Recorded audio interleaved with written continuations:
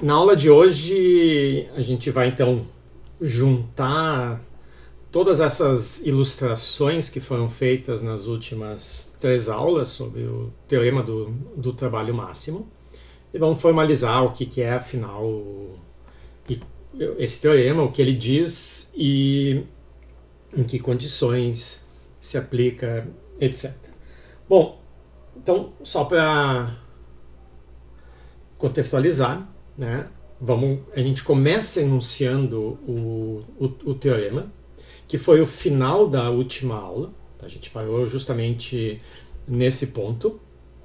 E depois a gente vai abrir e explicar cada pedacinho e da onde sai essa conclusão geral. Nos exemplos a gente ilustrou o que acontece, mas a gente vai mostrar. É muito simples a demonstração, tá?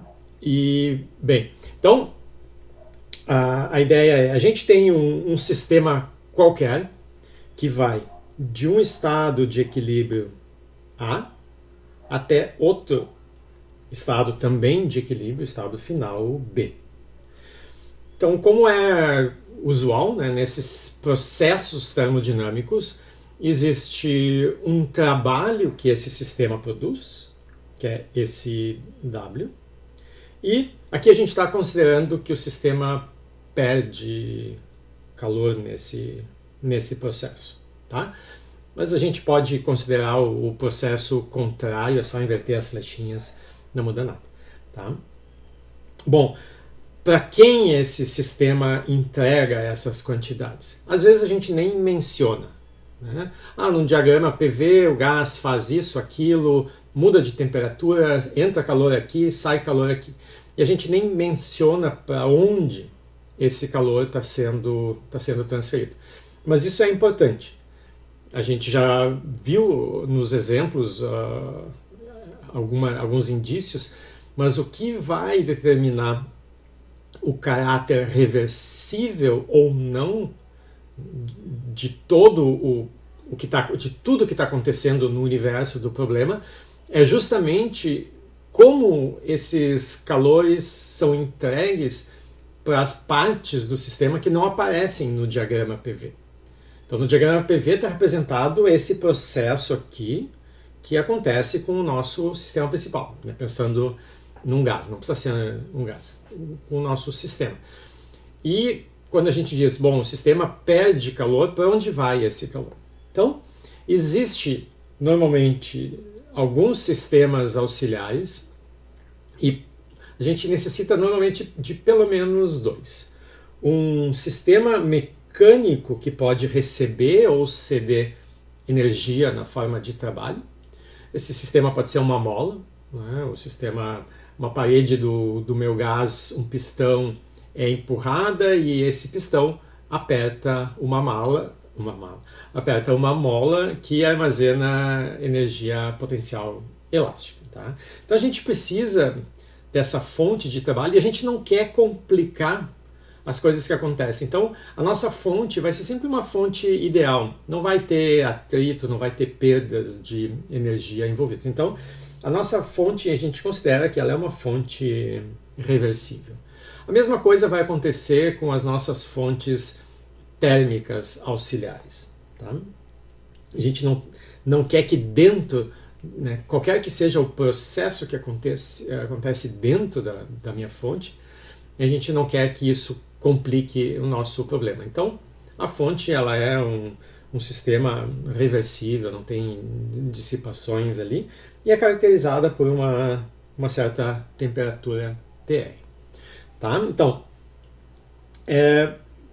essa fonte térmica ela pode receber o calor que sai do sistema ou pode doar um eventual calor que o sistema pegue, que ele precise. Tá?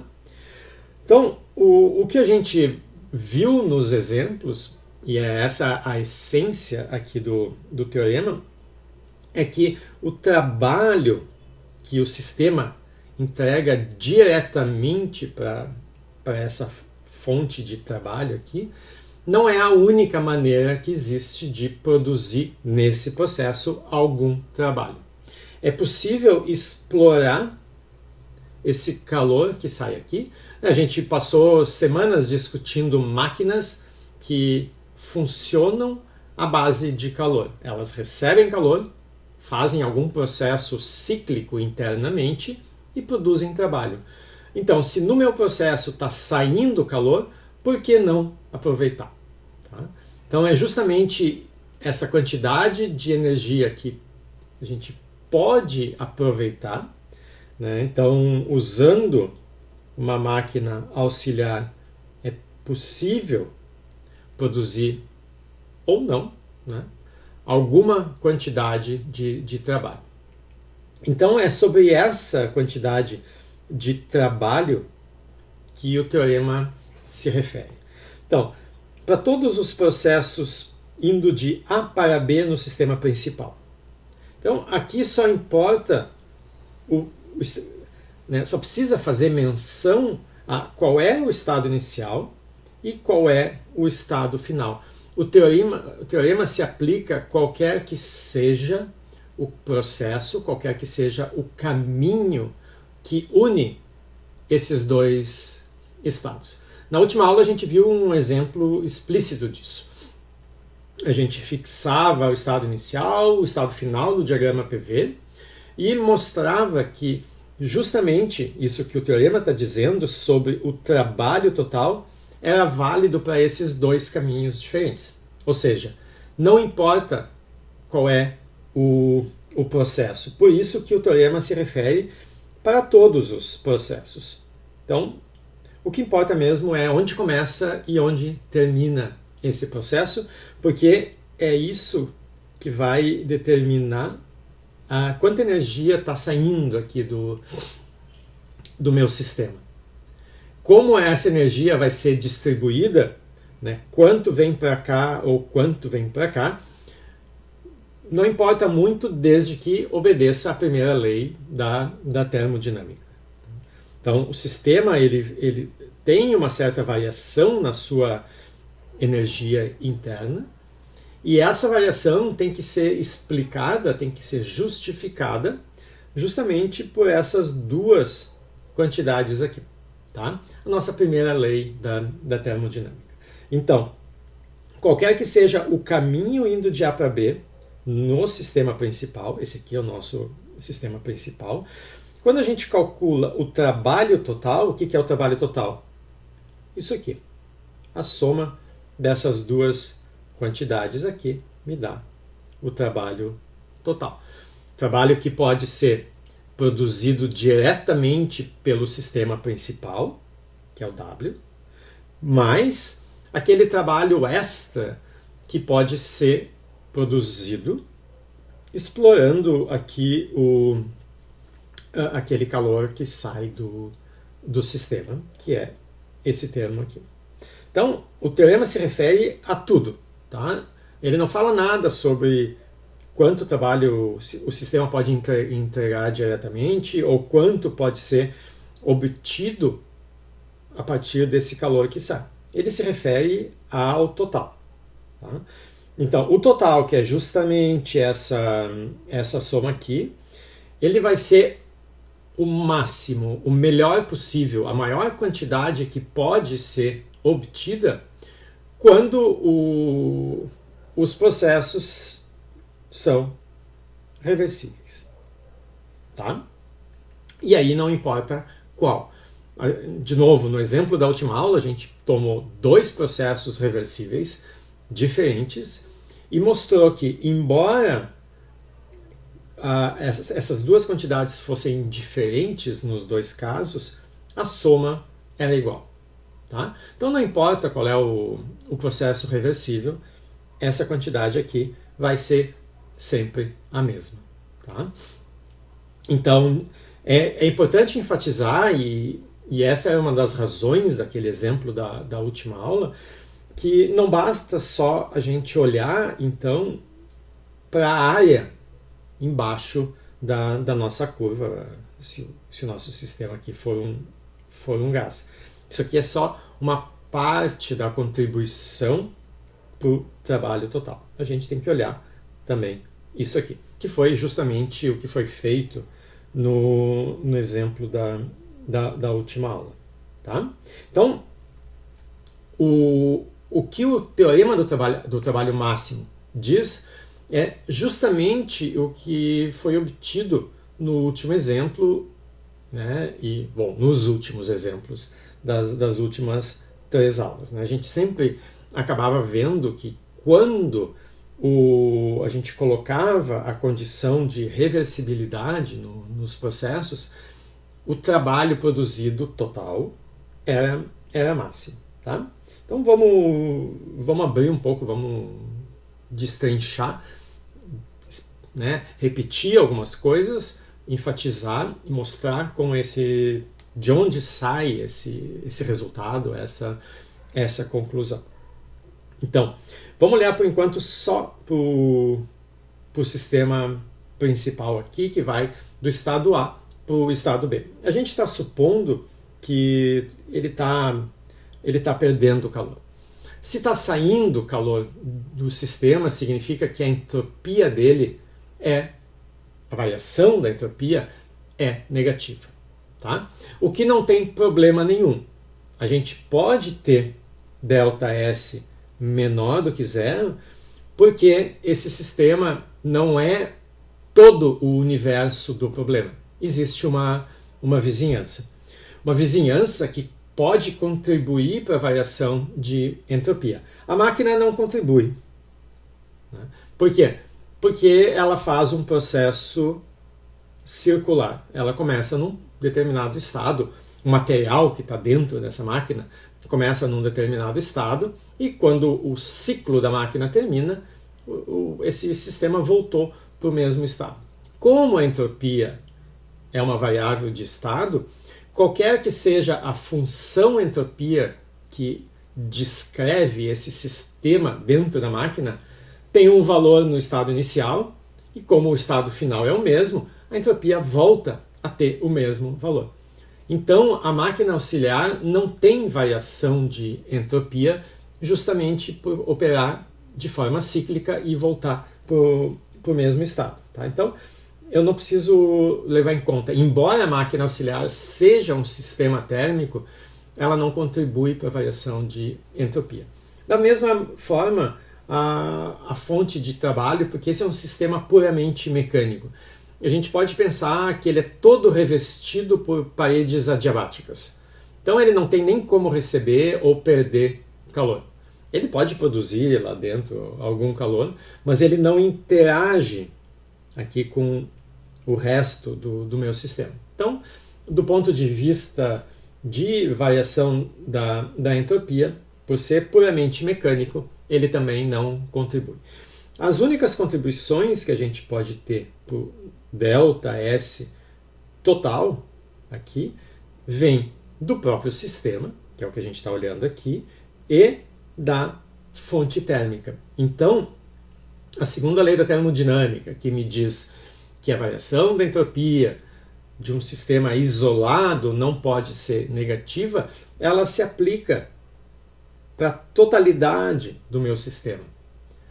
Então, se eu olhar uma parte dele, que é o que a gente está fazendo aqui, não tem problema nenhum essa parte diminuir a sua entropia, desde que isso seja compensado, como a gente já vai ver.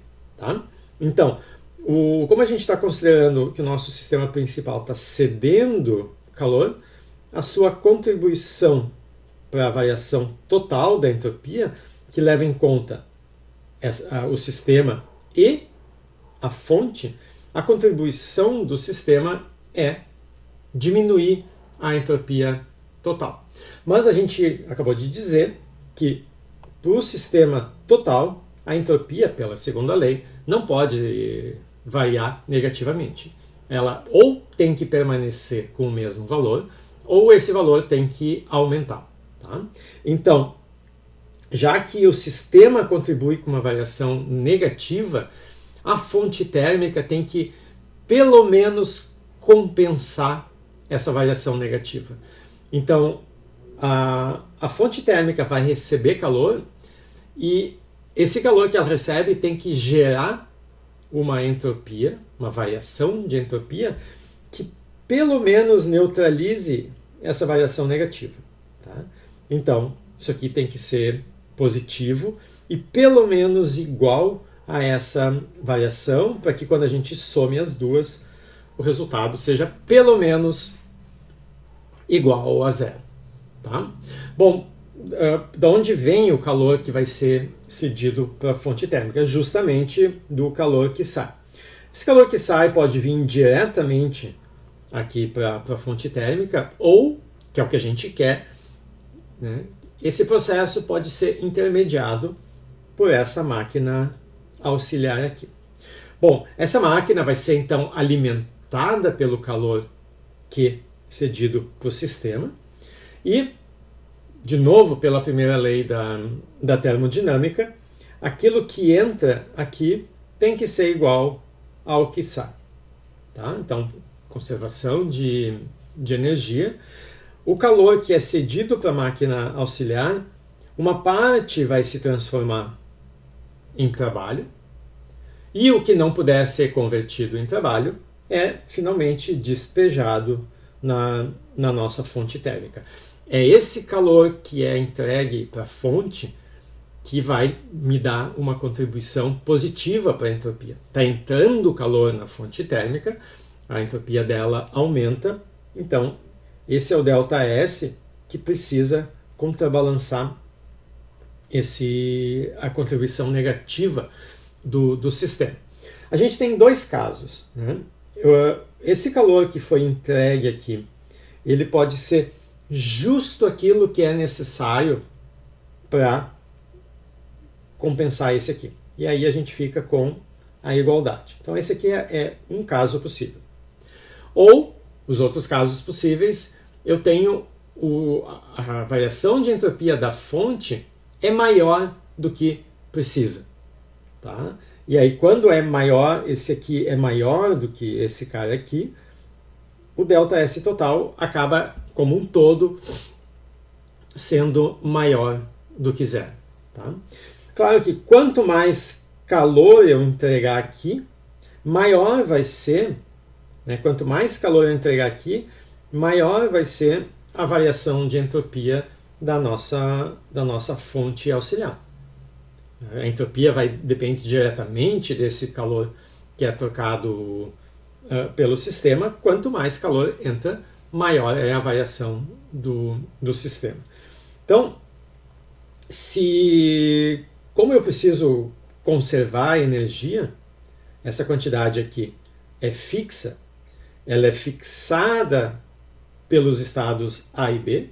Então, isso está determinado pelo processo. Isso aqui a gente não tem como alterar. A quantidade de calor com o qual a gente precisa trabalhar é essa. Tá? O que a gente pode escolher? A gente pode escolher qual é a máquina que vai ser usada, que vai ser alimentada com esse calor para produzir um pouco de trabalho. A gente vai ter máquinas melhores e máquinas piores. Tá? Quanto pior for a minha máquina, ou seja, quanto menor for a quantidade de trabalho que ela produzir, por conservação de energia, né? Então, se esse aqui diminui, esse aqui tem que aumentar para manter constante esse calor. Então, as máquinas auxiliares que não forem tão boas convertendo calor em trabalho, elas vão dar pouco trabalho e vão jogar muito calor na nossa fonte térmica. Se elas jogam muito calor, elas vão ter uma variação maior da sua entropia, né, da contribuição da fonte aqui para a entropia. E aí, quando a gente juntar aqui com o ΔS do sistema, que também está fixo, porque só depende desses dois processos, a gente vai ter um excesso de entropia que foi produzido no processo. Tá? Então, esse aqui também a gente não tem como mexer, porque o que aconteceu aqui com o sistema está fixo. Né? A nossa única liberdade é na escolha da máquina auxiliar, que permite mexer nessa contribuição.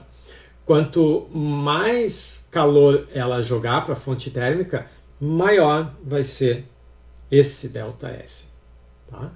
Então, vai chegar um ponto que essa máquina vai produzir calor demais e vai produzir um ΔS bem maior do que precisava ter produzido para neutralizar esse ΔS aqui. E aí, nesse caso, a gente fica com o sinal de maior aqui. Tá? Só que qual é o custo disso? Quando a fonte joga calor demais aqui para a fonte térmica, como a energia que ela tem disponível é essa, se ela jogou demais aqui, ela produz menos trabalho, que era justamente o objetivo aqui, produzir mais trabalho. Então essas duas coisas acontecem juntas. Quanto mais trabalho eu produzir aqui, menos calor sobra para cá. Quanto menos trabalho eu produzir aqui, mais calor sobra aqui e mais entropia é produzida. Tá? Então, o que a gente quer? A gente quer o máximo trabalho. Então, já que esse aqui está fixo pelo processo, a gente tem que se preocupar em tentar melhorar essa contribuição. Mais trabalho produzido pela nossa máquina auxiliar. Ou seja, menos calor desperdiçado aqui para a fonte térmica. Então o que a gente quer é ir diminuindo essa quantidade de calor aqui para poder aumentar esse aqui. Até quando eu posso diminuir esse calor? Será que existe um mínimo aqui? Bom, é isso que nós vamos ver que tem. Então, o máximo trabalho que a gente vai obter vai ser justamente quando o calor for mínimo. E a gente pode baixar essa quantidade de calor produzido até que a segunda lei não seja violada. Então, quando a gente produz calor demais aqui, o ΔS total é maior do que zero. Tem um excedente aqui. Vamos diminuir essa quantidade de calor e ir aumentando. Então, ao fazer isso, a gente começa a diminuir o ΔS total. Ótimo. Né? Vamos continuar diminuindo essa quantidade de calor e ao mesmo tempo aumentando essa. Até que a gente chega num ponto que o ΔS total deu zero. Porque, de novo, essa aqui está fixa e essa aqui a gente está... Né? A contribuição positiva é a que a gente está diminuindo. Então, se a gente está diminuindo o termo negativo e o negativo... Desculpa, está diminuindo o termo positivo e o negativo está sempre aqui, a gente vai diminuir o valor da soma. Tá? Até onde dá. E onde é justamente esse ponto até onde dá, é quando o ΔS total dá zero. Por que eu não posso ir além desse ponto? Por que eu não posso continuar aumentando esse trabalho e diminuindo esse aqui? Porque ao diminuir esse cara aqui, eu vou diminuir mais ainda o termo positivo e eu vou deixar de compensar esse termo negativo. E aí, se eu diminuir demais esse cara, eu termino com uma variação da entropia total aqui menor do que zero, que viola a segunda lei. Então eu posso ir baixando até o ponto da igualdade. Então existe um valor mínimo para a quantidade de calor que precisa ser entregue aqui para a fonte auxiliar. Tá? Não pode ser zero. Né? Não pode ser zero aqui e eu entrego tudo como trabalho. Porque se é zero aqui, eu não tenho esse cara. E esse aqui é negativo. Tá? Então, zero eu já sei que não pode ser. Algum calor tem que ser entregue para a fonte térmica. Tá? Então, tem que existir um valor mínimo. Quando eu tiver esse valor mínimo, eu vou ter a resposta para qual é o trabalho máximo. Tá? Então, a essência do argumento está aqui. A gente quer minimizar esse calor, porque daí o trabalho vai ser máximo. E isso acontece quando ΔS total é zero, que é justamente o caso reversível. Tá? Então, só para puxar um dos exemplos que a gente viu nas aulas de exemplos, nas aulas passadas.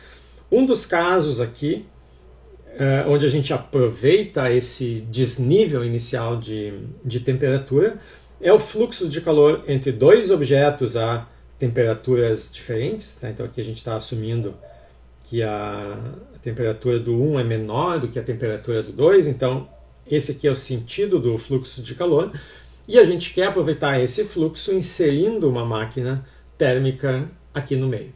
Se não tiver essa máquina térmica, o calor simplesmente passa de um para o outro, nenhum trabalho é produzido, nenhuma energia sai do sistema, porque se trabalho fosse produzido, ele ia ser entregue para o nosso reservatório mecânico, né, a nossa mola. E essa energia seria transformada de térmica, né, de calor, na energia potencial elástica da mola. Sairia desse sistema, daí, nesse caso, a energia total desse sistema diminuiria. Tá?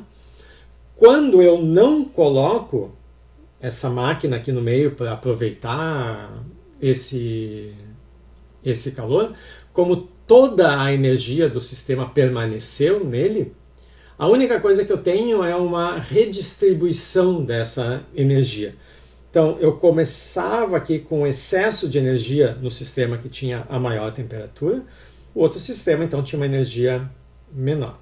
E a única coisa, então, que eu fazia, já que eu não tenho essa máquina, nenhum trabalho é produzido, nenhuma energia sai do meu sistema, eu só pego esse excesso aqui, divido na metade e dou metade para esse cara. Tá? E aí termina o fluxo de calor quando os dois atingem a mesma temperatura. A energia total continua a mesma, nada saiu, e por isso eles têm a maior energia interna de todas as possibilidades, o que corresponde à maior temperatura final possível. Tá?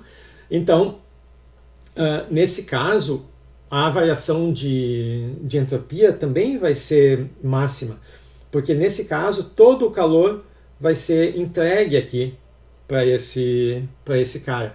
É a maior variação positiva que eu posso ter. No outro extremo, a gente coloca uma máquina para intermediar o processo, e não só isso, coloca a melhor máquina. Aqui nos dá o trabalho máximo. Obviamente, eu posso ter qualquer caso intermediário que vai produzir valores intermediários do trabalho, e o sistema vai terminar com valores intermediários da temperatura. Quando que a temperatura vai ser a menor possível? Quando eu conseguir pegar um naco dessa energia e transferir para o meu, via essa máquina aqui, transferir para o meu reservatório. Se eu conseguir tirar a energia do meu sistema, alguma coisa, o que sobra eu divido em dois e dou para esse cara, mas daí os dois terminam com uma temperatura menor. Quanto mais energia eu conseguir tirar do meu sistema, menor vai ser a temperatura final. Eu faço isso enquanto der, tá? E eu vou ter o maior trabalho que eu posso retirar dessa configuração quando eu atingir a menor temperatura possível. Tá? E isso, de novo, a gente viu no exemplo, correspondia ao caso em que o ΔS total era zero, porque daqui eu não podia baixar. Tá? Então, é interessante que vocês depois revisem essas últimas aulas, né? Deem uma olhada nos exemplos, porque o que a gente está dizendo no Teorema do Trabalho Máximo era justamente o que foi feito em todos esses exemplos. Então, como é que a gente mostra que o trabalho máximo, o trabalho total máximo corresponde aos processos reversíveis? Então, de novo, a nossa configuração é essa aqui do desenho. No processo AB, o sistema tem uma certa variação de energia. E como a gente disse, essa variação de energia tem que obedecer à primeira lei da termodinâmica. Essa energia, então, ela sai do nosso sistema principal e ela sai ou na forma de calor ou na forma de trabalho. Tá? Mas essas duas quantidades combinadas têm que obedecer à primeira lei da termodinâmica. Bom, tem uma segunda instância aqui, um segundo lugar onde a primeira lei, a conservação de energia, precisa ser obedecida, que é quando a gente coloca uma máquina auxiliar para receber essa quantidade de calor. Se não tem a máquina auxiliar, tudo é entregue para a fonte térmica e a energia está se conservando. Mas se eu dividir essa energia que saiu na forma de calor, essa divisão ainda precisa obedecer à primeira lei da termodinâmica. Então, o que entra de energia na máquina tem que ser igual ao que sai. Tá?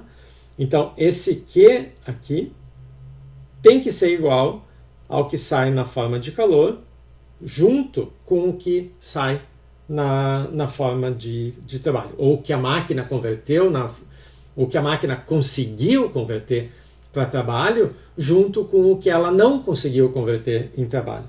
Isso aqui é o que ela conseguiu converter, isso aqui é o que ela não conseguiu e acabou jogando na fonte térmica.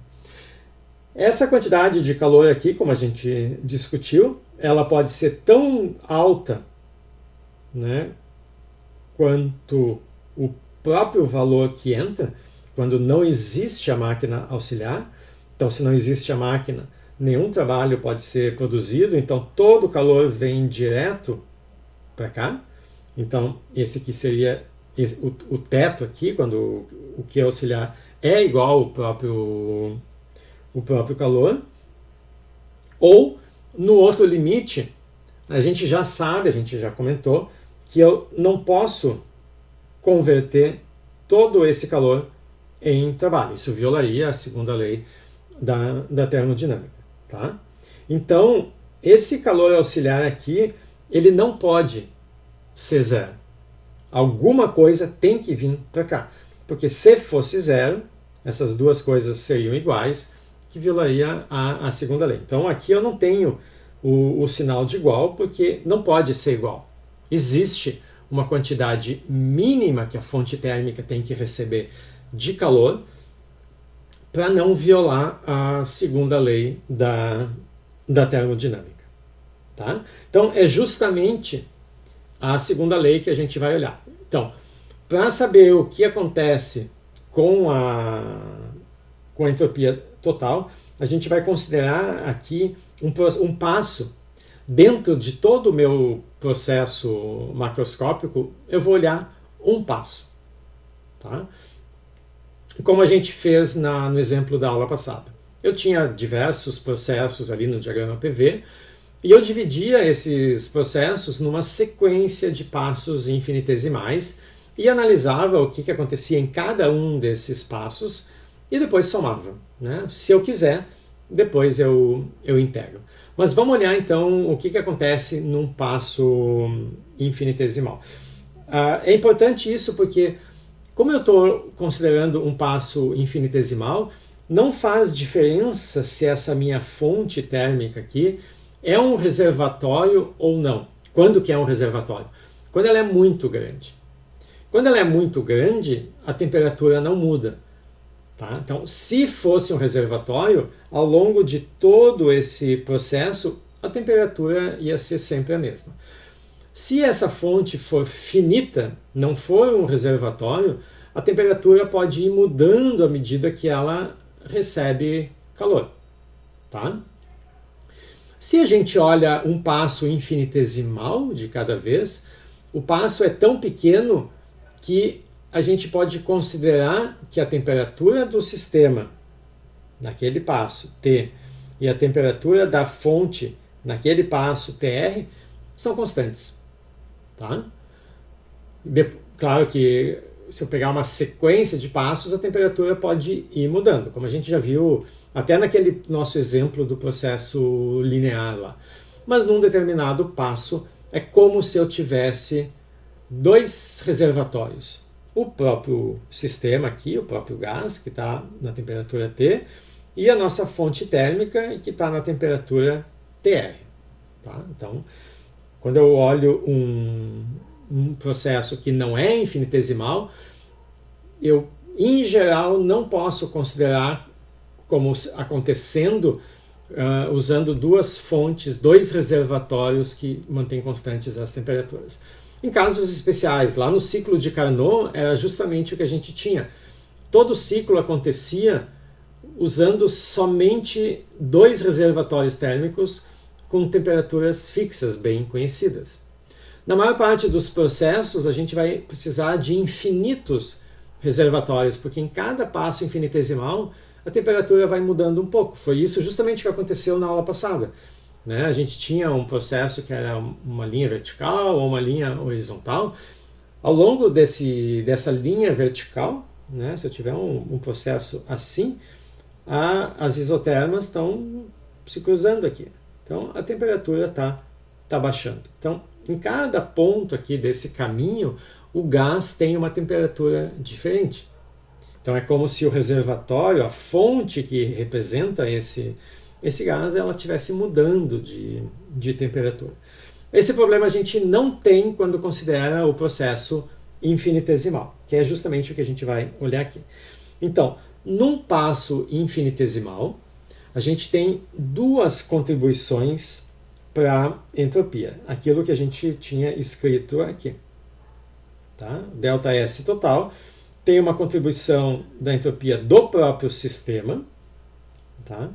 Junto com a contribuição da nossa fonte, que sempre vai precisar receber algum calor. Então a gente quer estimar essas duas coisas.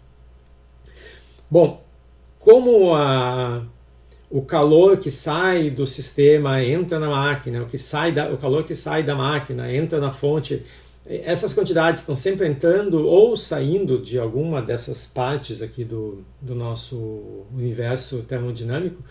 Então, para evitar ambiguidades, a gente usa esses calores em módulo e coloca explicitamente o sinal para indicar o que está acontecendo com esse calor. Então, quando a gente for olhar a variação de entropia do próprio sistema, então, para nós, o calor está saindo desse sistema, o ΔQ, então, ele é negativo, tá? Mas a gente está usando em módulo, então só vai pegar o valor. E eu estou colocando esse negativo explicitamente aqui com o sinal de menos. E a temperatura do gás nesse processo infinitesimal é o nosso T. Então, esse primeiro termo aqui indica que o ΔS, a variação de entropia do gás, a gente está considerando como negativa, e isso precisa ser compensado pelo nosso sistema auxiliar.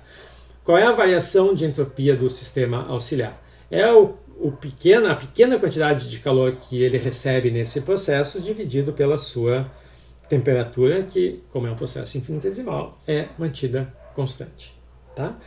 Então essas são as duas contribuições. A gente colocou então explicitamente o sinal aqui para indicar qual é positiva e qual é negativa. E a segunda lei da termodinâmica nos impõe que esse ΔS de todo o universo tem que ser ou positivo ou igual a zero. Não pode ser negativo. Tá? Então, se todo esse termo do lado direito aqui tem que ser maior ou igual a zero, então a gente passa esse termo aqui, né, para o lado de cá, fica mais ΔQ sobre T e multiplica pelo TR. Tá? Então, pegando essa desigualdade aqui e isolando esse Q auxiliar, a gente chega nessa expressão. O que ela nos diz? Ela nos diz que, de fato, essa máquina auxiliar ela não pode funcionar convertendo todo o calor em trabalho. Algum calor tem que ser jogado fora, tá? Entregue para essa fonte térmica. Quanto? Bom, aí depende, mas eu sei que não pode ser menor do que isso. Pode ser maior, pode ser igual, mas não pode ser menor. Tá? Então, a segunda lei da termodinâmica tá? Combinada aqui com a primeira lei, porque esses termos eles têm que conservar, né? Todas essas quantidades que aparecem aqui têm que conservar a energia. Daqui a gente conclui então que a quantidade mínima de calor que tem que ser jogada aqui para essa fonte térmica é isso aqui. Não pode ser menos do que isso, porque se for menos do que isso, eu violo essa desigualdade. Pode ser mais, mas menos não pode. Tá? Então,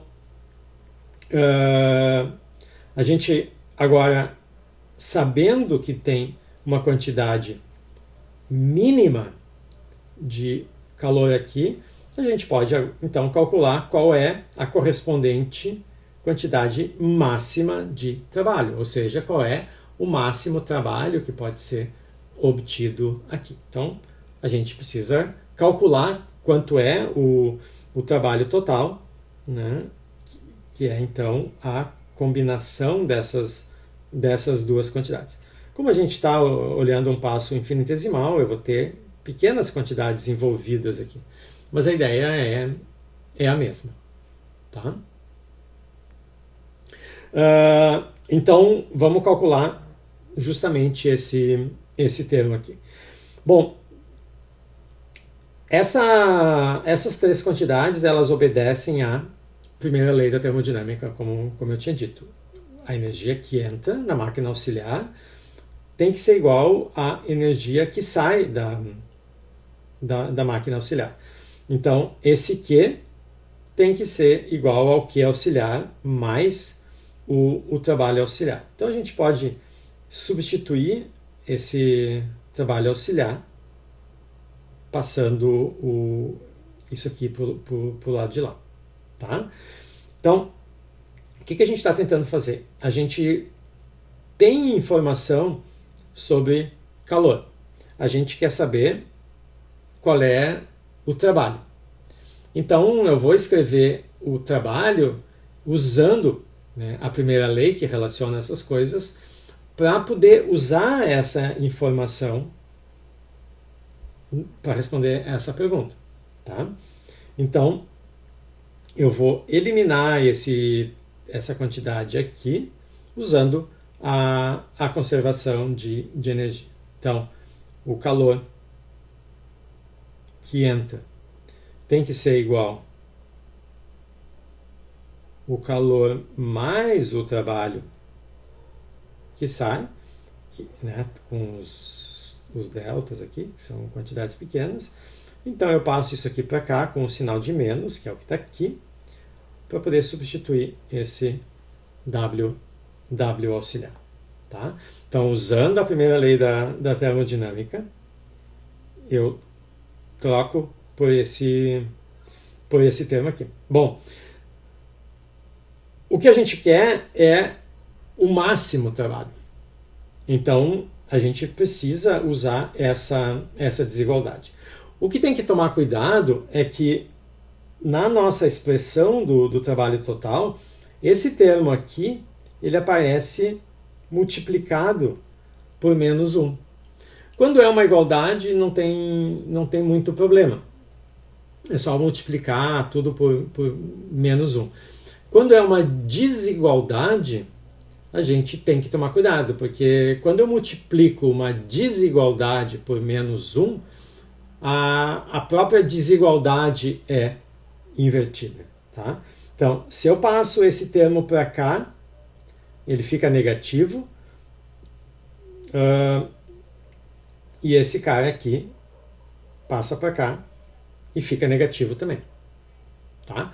Isso é a mesma coisa que multiplicar por menos 1. Eu mudo os dois de lado. Tá? E é com isso, os dois mudaram de sinal, é como se eu multiplicasse por menos 1. Só que agora as coisas mudaram de lado em relação à desigualdade.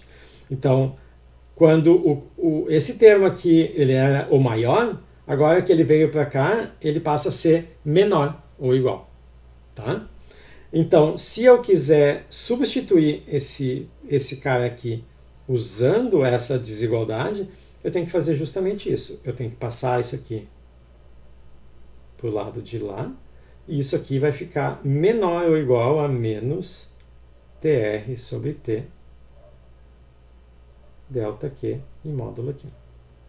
Tá? Mudei as coisas de lugar. E é isso aqui que eu vou substituir na nossa equação. Então eu fico com delta W mais delta Q, ou seja, né, o nosso delta W total vai ser agora menor ou igual, porque é essa a desigualdade que eu tenho agora.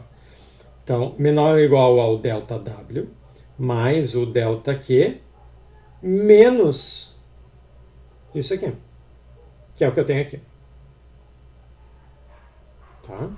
Então, eu substituí esse cara aqui, mas o que eu estou substituindo não é ele, é menos ele.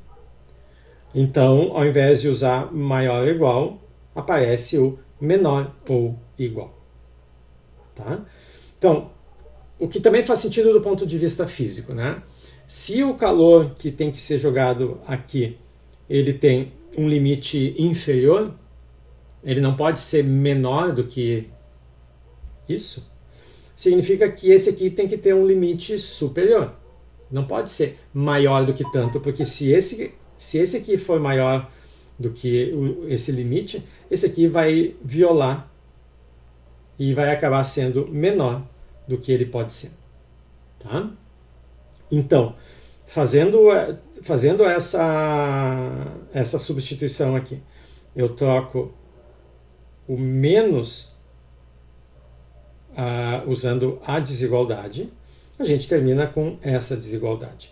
O trabalho total que pode ser produzido, e aqui já está o nosso teorema do trabalho máximo. Tá? O trabalho total que pode ser produzido, ele tem um valor máximo, porque a nossa desigualdade é menor ou igual. Quando que vale o máximo? Quando vale a igualdade.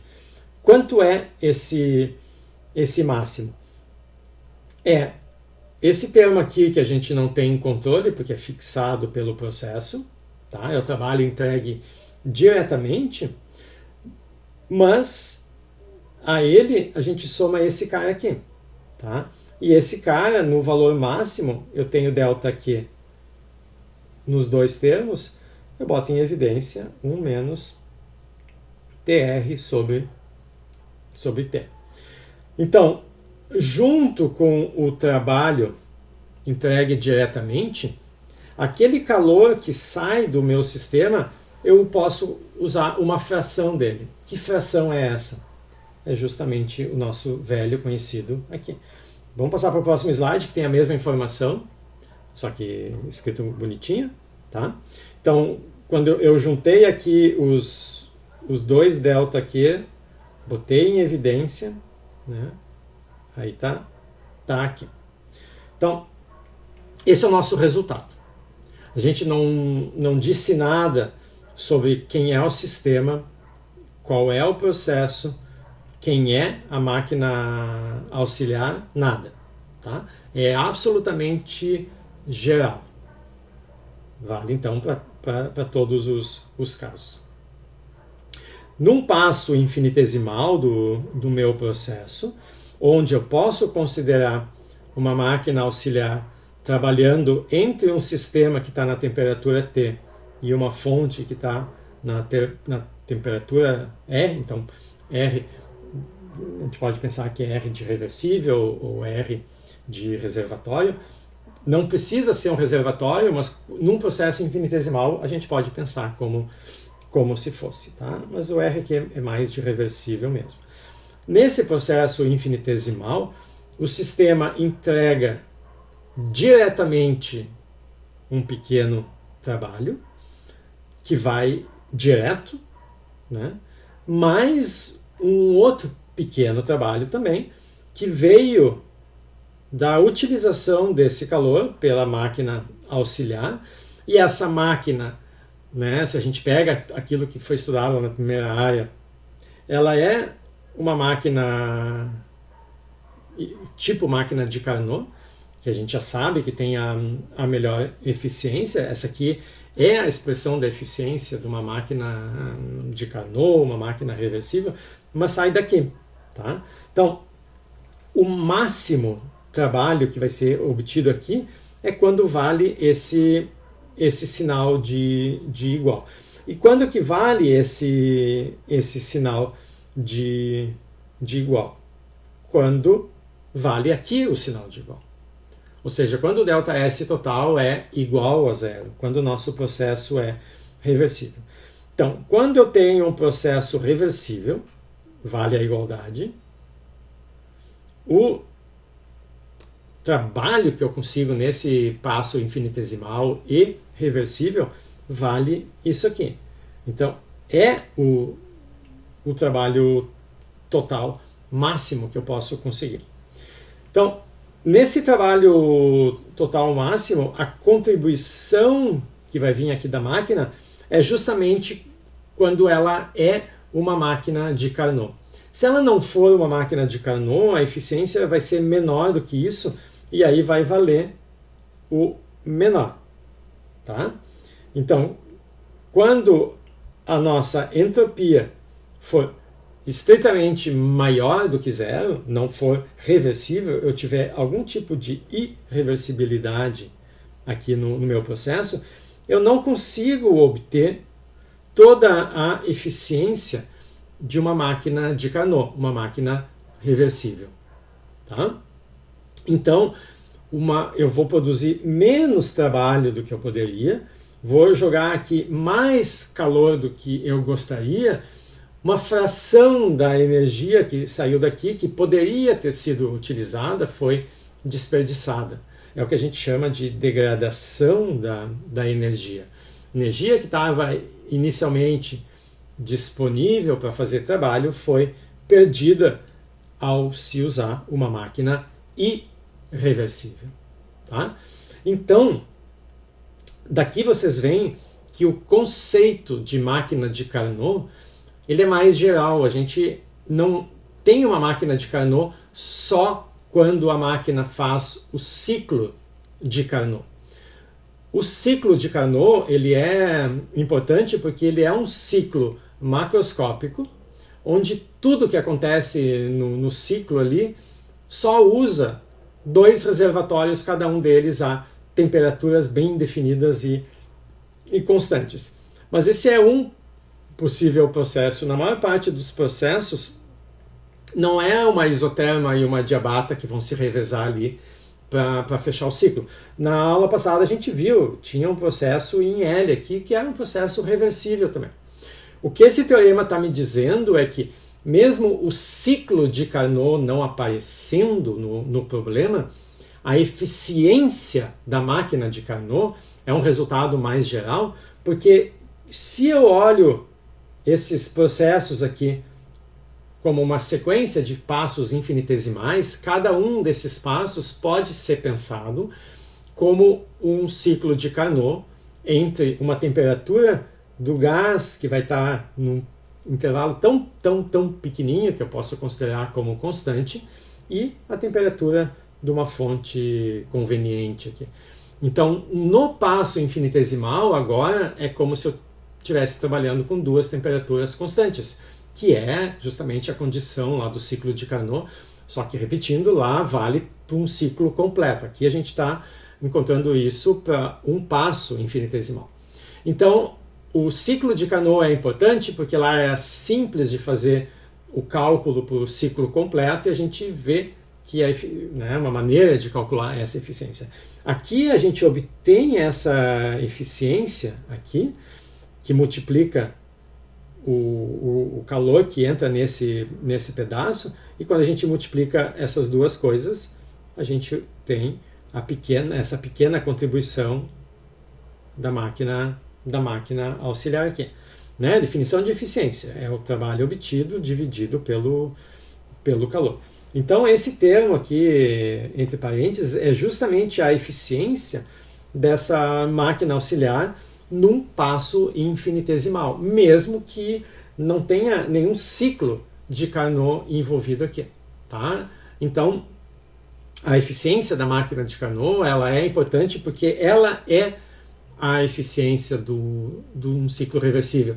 Qualquer ciclo reversível. A gente viu isso na aula passada. A gente pegou 2 e na hora que integrou e obteve todo o trabalho total, deu a mesma coisa. Né? Bastou que em cada passo infinitesimal, a contribuição extra que vem daqui, a eficiência fosse essa aqui. Tá? Então não importa qual é o processo reversível que eu vou usar para ir de A até B. Eu posso pegar processos diferentes onde o trabalho entregue diretamente vai mudando. Mas ao mudar esse termo aqui, eu também mudo esse e mudo esse. O que não muda é a contribuição total aqui. Tá? Então, essa é a demonstração do teorema do trabalho máximo. Esse aqui é o resultado do teorema. O nosso trabalho total é máximo quando vale a igualdade. E a igualdade vale quando ΔS total for zero. Caso contrário, se não for, se o ΔS for maior do que zero, eu vou obter menos trabalho do que eu poderia. Alguma coisa foi desperdiçada nesse processo. Tá bom? Então, esse é o teorema do trabalho máximo. Vocês viram nos exemplos diversos que a gente fez como isso, esses diferentes aspectos que a gente está discutindo aqui, como que independe do processo reversível, a gente viu na aula passada, como que o trabalho máximo ele acaba sendo o maior possível se a gente bota justamente o ΔS igual a zero. Todos esses aspectos foram ilustrados naqueles exemplos. Isso, quanto menos eficiente for deixa eu só guardar aqui. Quanto menos eficiente for a máquina auxiliar, que a gente colocar aqui, se ela tiver atritos internos, se ela tiver processos irreversíveis dentro, né, porque ela tem algumas operações que são feitas ciclicamente aqui. Se tiver alguma coisa irreversível, ela também vai ser.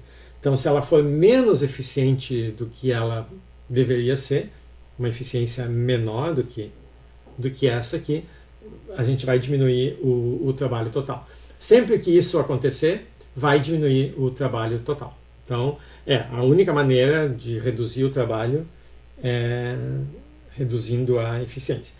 No mundo real, né, isso aqui é um limite inalcançável. Sempre vai ter algum tipo de ineficiência envolvidas nas máquinas reais.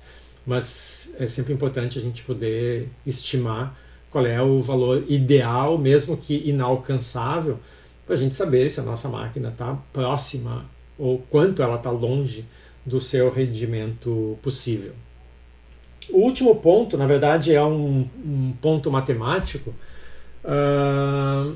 que a gente vai usar muito, né, começando agora na próxima aula e várias aulas da terceira área também, algumas propriedades das derivadas parciais que vocês não conhecem e não são muito óbvias, porque elas são diferentes das propriedades das derivadas ordinárias lá do cálculo 1. A gente tem essa tendência de derivada parcial eu calculo como se fosse uma derivada normal, né, e dá sempre certo. Não, a gente vai ver aqui que tem diferenças. Então, vamos considerar uma função qualquer de 3 variáveis. Então, psi é a função de x, y e z. Se eu quiser saber qual é a diferencial total da psi, eu tenho que levar em conta todas as possíveis contribuições que fazem com que psi mude. Tá? Então, o que eu chamo de diferencial total, é o dψ. Para o dψ, não importa de onde veio a contribuição. dψ já totaliza todas as possíveis contribuições. Como que ela faz isso? Ela diz, bom, eu dependo de 3 variáveis. Então, a função psi pode mudar quando x muda, quando y muda e quando z muda. Então, todas essas possíveis variações vão contribuir para o nosso psi. Quanto cada uma dessas variações contribui, né? Não é simplesmente dx mais dy mais dz. Eu posso ter uma variação muito mais forte da psi quando muda o x do que quando muda o z, né? Se eu pegar o gráfico aqui na direção do z, a minha psi pode ser praticamente plana. Então depende pouco. Se eu caminho, né, ao longo do z e eu estou numa superfície plana, a altura que eu estou praticamente não muda. Então é praticamente independente do z. Mas se eu estiver agora num pedaço da superfície, né, que tiver uma inclinação muito grande, né, por exemplo, se eu começo agora a andar na direção que o x aumenta, pode ser que na direção do x a minha superfície seja muito íngreme. Então, uma pequena variação no x, quando a função é muito íngreme, faz eu subir muito, né? É como se eu estiver numa lomba. Tá? Se eu andar, né, imaginem a Rua da Ladeira. Se vocês saírem lá de Andradas e subirem a Rua da Ladeira, a variação naquela direção, né, na direção lá, aqui que é a General Câmara, né? Se vocês andarem na direção lá da General Câmara, nessa direção a inclinação sobe muito rápido. Mas se vocês estiverem numa lojinha ali na Rua da Ladeira e simplesmente atravessarem a rua, vocês vão praticamente ficar na mesma altura. Tá? Então, numa direção, né, de uma calçada até a outra, é uma direção que não muda muito.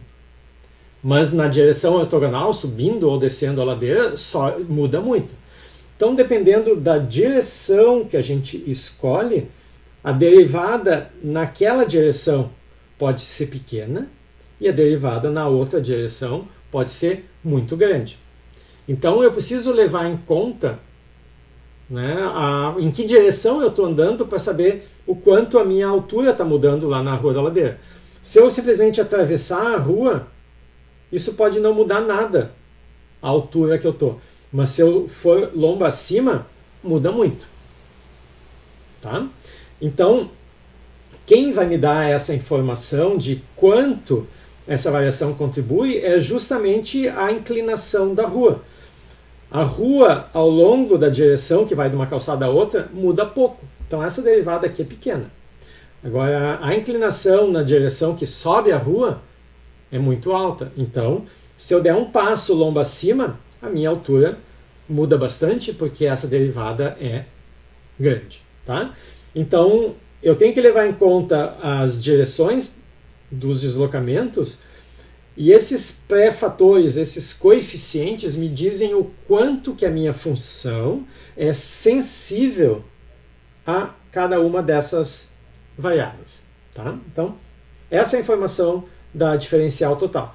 Leve em conta as 3 variações, cada uma delas multiplicadas por um coeficiente que mede essa sensibilidade. Bom, as propriedades, algumas das propriedades que vão ser úteis para a gente, saem quando a gente considera a função e uma das suas variáveis como constante. Vamos pegar um exemplo, vamos pegar z. Tá? Então, se eu supor que psi e z são constantes, isso aqui é 0 e isso aqui também é 0. Como é que eu posso ter a função constante? Eu posso fazer uma combinação aqui dessas variações que se compensam. Tá? Então, eu vou ter uma superfície complicada, tá? Onde, imaginem vocês uma montanha, tá? E vocês querem andar nessa montanha, mas sem mudar a altitude de vocês.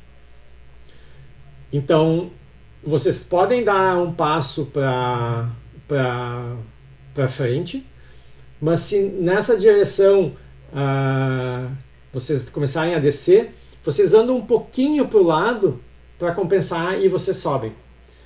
Tá? Então, é possível dar, né, se vocês têm uma montanha, é possível dar a volta aqui na montanha, andando em duas direções aqui, x e y, esse xy está no plano aqui. Então é possível mudar x e mudar y sem mudar a altura que vocês estão. Tá? Então isso aqui seria um exemplo onde z é mantido constante aqui, tá? E essa outra medida, altura ou qualquer outra coisa que seja, também é constante. O ponto que eu quero fazer é possível variar duas quantidades sem mudar uma terceira. Então as variações das duas quantidades elas têm que se compensar, tá? Então aqui esse exemplo da montanha é como se eu não tivesse, só tivesse duas variáveis, né? X e y ali do desenho, e isso aqui fosse a altura. Tá? Então eu posso andar sobre uma curva de nível dessa montanha, mantendo sempre o psi igual, mas eu estou andando, eu estou mudando x e mudando y. Essa variação e essa variação aqui, elas acabam se cancelando. Tá? Então é possível fazer com que as coisas se cancelem para dar esse termo zero. Então a gente estava explorando exatamente isso.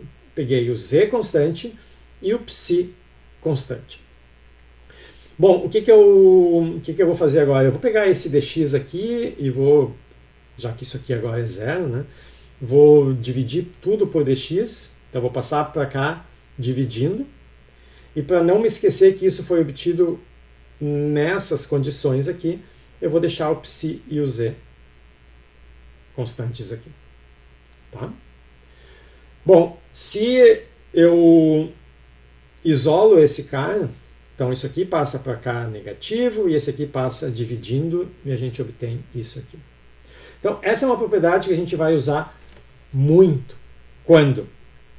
Quando a gente precisar se livrar de uma quantidade que aparece aqui.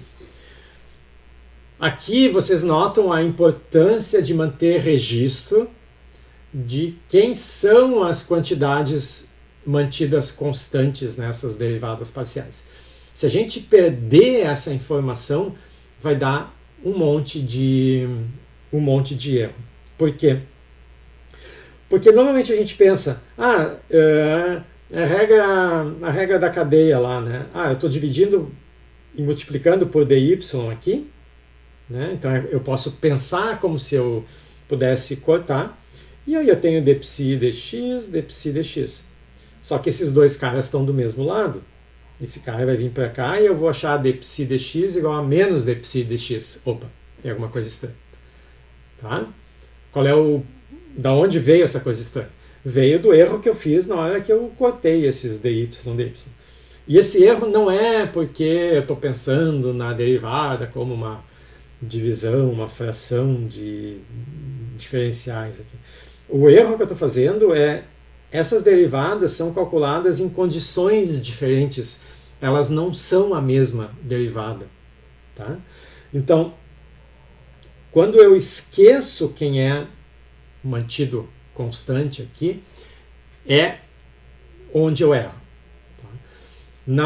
No começo da próxima área, a gente vai ver quantidades físicas que a única diferença entre elas vão ser justamente essas quantidades que estão penduradas aqui.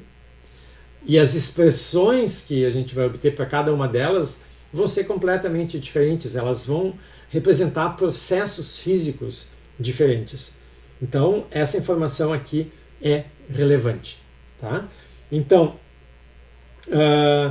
quando eu precisar me livrar dessa quantidade que aparece aqui, essa identidade aqui, ela é útil para isso, porque esse psi que aparecia como constante, ele agora subiu aqui. Ele aparece no numerador das duas.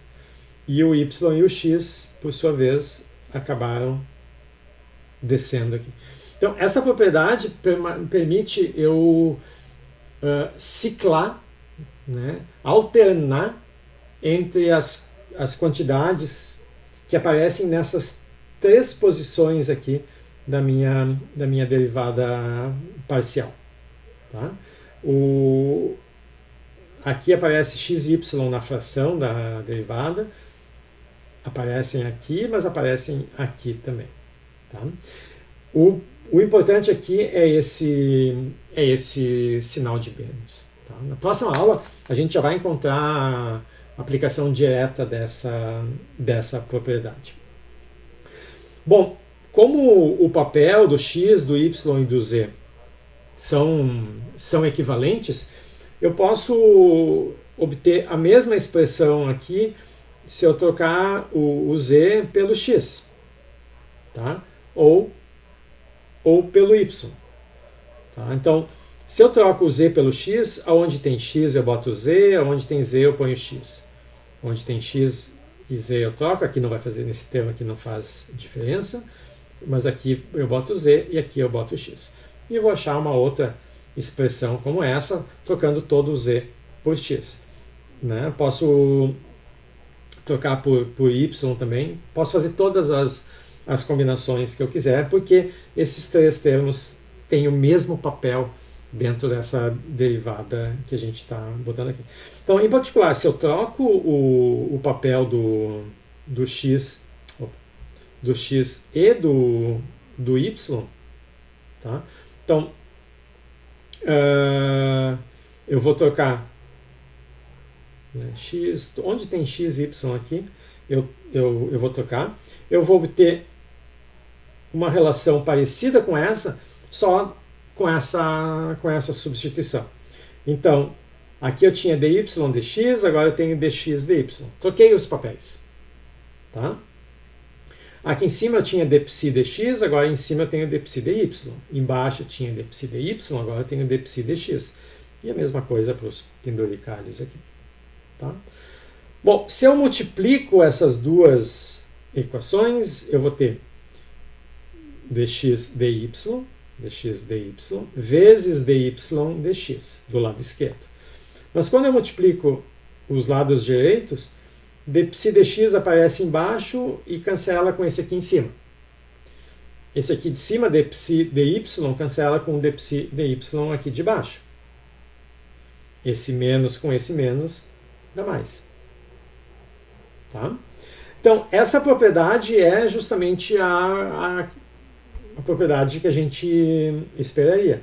O dy corta, o dx corta e eu tenho 1. Por que aqui eu posso fazer isso? Porque as derivadas são as mesmas. Tá? Então, o que essa propriedade me diz? Me diz que se eu tiver dx dy, eu posso passar isso aqui. Então, eu vou tirar daqui e vou botar para cá. dy dx e as mesmas coisas aqui. Então, isso aqui, essa propriedade me diz que eu posso pegar uma derivada parcial e passar para o outro lado da fração invertendo ela. Tá? Ou seja, eu posso inverter a derivada parcial desde que eu coloque ela aqui para baixo. Ou posso pegar uma derivada parcial que está aqui embaixo e passar aqui para cima invertendo ela. Essa é uma propriedade que a gente é intuitiva e que a gente vai usar bastante. A propriedade que não é intuitiva é justamente essa aqui, né? esse sinal de menos, porque esse cara, se eu penso nele multiplicado aqui, eu não posso cortar os dy. Tá? Esse menos aqui me mata tudo. E da mesma maneira, então, se eu pegar dx dy e fizer aquela substituição que eu disse, já que todas têm o mesmo papel, e achar o equivalente do né, dy dz. Ou seja, se eu pego essa expressão aqui e troco, sempre que tem x e z, né, eu troco. E aí eu coloco aqui. Depois eu pego o dz dx, ou seja, eu troco o y e o z e troco de lugar. Daí eu vou achar essa aqui. Cada uma dessas expressões vai ter um sinal de menos. Então, quando eu multiplicar 3 dessas derivadas aqui, onde cada uma tem um sinal de menos, vai sobrar um sinal de menos. Tá? Então, aqui a gente vê que realmente tem que tomar cuidado. Embora aqui eu pudesse pensar em cancelar, aqui eu não posso. Eu não posso cortar dy, dz, dz e dx, dx, porque não dá 1, dá menos 1. Por que aqui dá -1? Porque essas derivadas não são iguais. O psi aparece sempre, mas z, x e y são diferentes. Tá? Então, não são derivadas tomadas nas mesmas condições como essa aqui. Aqui dá certo, dá 1, mas aqui não dá. Tá? Então, eu preciso... Então, a primeira importância desse... Né, podemos pensar que é um exemplo. Desse exemplo aqui é mostrar, deixar explícita a importância de manter, né, listado, de tomar cuidado, não perder pelo caminho quem são essas quantidades mantidas constantes. Porque elas vão influenciar no resultado final, até porque elas não se comportam, essas derivadas parciais, como derivadas ordinárias. Né? A gente tem uns sinais negativos aqui, onde derivadas ordinárias não tem. Tá? Então, a gente vai precisar dessas derivadas parciais em diferentes momentos. A gente revisa de novo da onde que saem esses resultados, mas é bom que vocês vejam, já comecem a ver agora essas propriedades aqui.